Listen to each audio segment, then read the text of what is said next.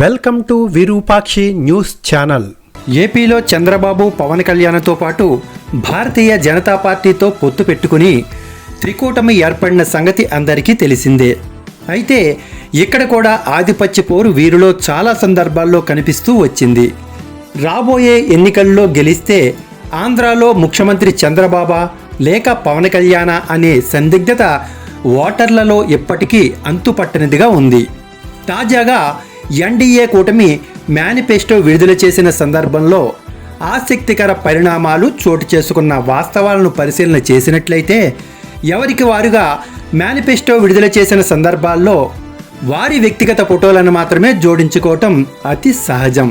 కానీ ఇక్కడ ఉమ్మడి మేనిఫెస్టో 2024 సంవత్సరానికి గాను టీడీపీ, బీజేపీ, జనసేనలు కలిపి త్రికూటమిగా ఏర్పడిన తరువాత విడుదల చేసిన మేనిఫెస్టోను ప్రజల ముందుకు తీసుకువచ్చి కూడా ఈ మేనిఫెస్టో కాపీ మీద ఎక్కడ ప్రధానమంత్రి నరేంద్ర మోడీ బొమ్మ కానీ బీజేపీ గుర్తు కానీ లేకపోవటం ఆశ్చర్యాన్ని కలిగించే విషయంగా ఉంది. అంటే ఈ మేనిఫెస్టోలో నారా చంద్రబాబు నాయుడు, పవన్ కళ్యాణ్ ఇద్దరి ఫోటోలతోనే 2024 ఉమ్మడి మేనిఫెస్టో కాపీలను ముద్రించారు. బీజేపీ గుర్తు కానీ ప్రధానమంత్రి నరేంద్ర మోడీ ఫోటోని విస్మరించారు. ఇలా ఉండగా ఉండవల్లిలోని టీడీపీ అధినేత చంద్రబాబు నాయుడు నివాసంలో మేనిఫెస్టో విడుదల చేసిన కార్యక్రమంలో జనసేన అధినేత పవన్ కళ్యాణ్తో పాటుగా బీజేపీ నేత సిద్ధార్థ సింగ్ పాల్గొన్నారు. అక్కడ జరిగిన మేనిఫెస్టో విడుదల కార్యక్రమంలో సిద్ధార్థ సింగ్ అంటీ ముట్టనట్లుగా వ్యవహరించడం అనేది చర్చనీయాంశంగా మారింది. మేనిఫెస్టో కాపీని అందిస్తున్న సమయంలోనూ ఆయన చేతికి తీసుకోవడానికి ఇష్టపడకపోవటం వైరల్ అవుతోంది.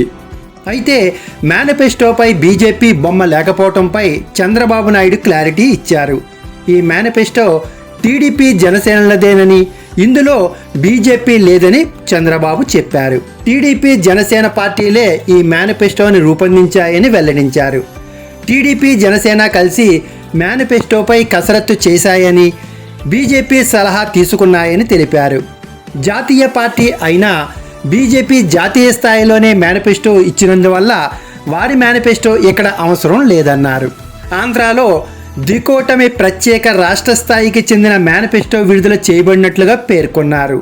అయితే కూటమి మేనిఫెస్టో అమలు చేసేందుకు కేంద్రం పూర్తి సహకారం అందిస్తుందని చంద్రబాబు విశ్వాసం వ్యక్తం చేశారు. ఇదెంతవరకు నిజమో కేంద్రం పలికితేనే కదా పనులయ్యేది. అప్పటి వరకు వేచి చూద్దాం మరి.